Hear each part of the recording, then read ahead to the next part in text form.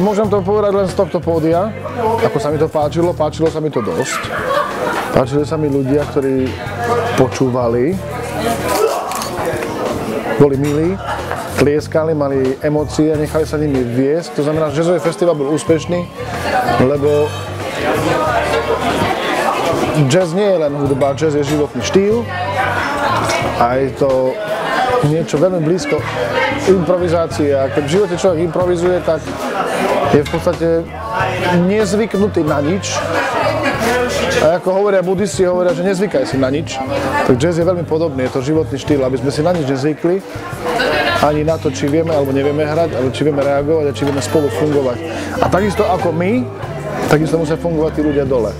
Takže nám sa to dnes podarilo byť s nimi spojení a prepojiť sa.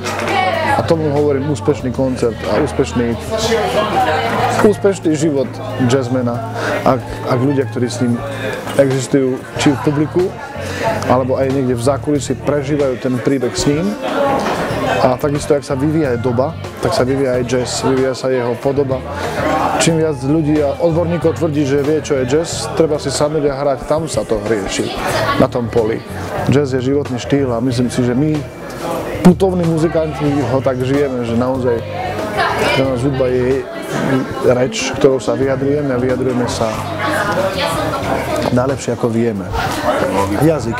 Rozprávam nejakými jazykmi, nejakým jazykom sa vyjadrujeme, ale potom príde jazyk, ktorým je hudba a tým sa vyjadrujú ľudia po celom svete a nepotrebujeme školu. Stačí si len sadnúť a zrazu sa dá vytvoriť nádherná emócia z ničoho. Nedá sa chytiť a predsa je.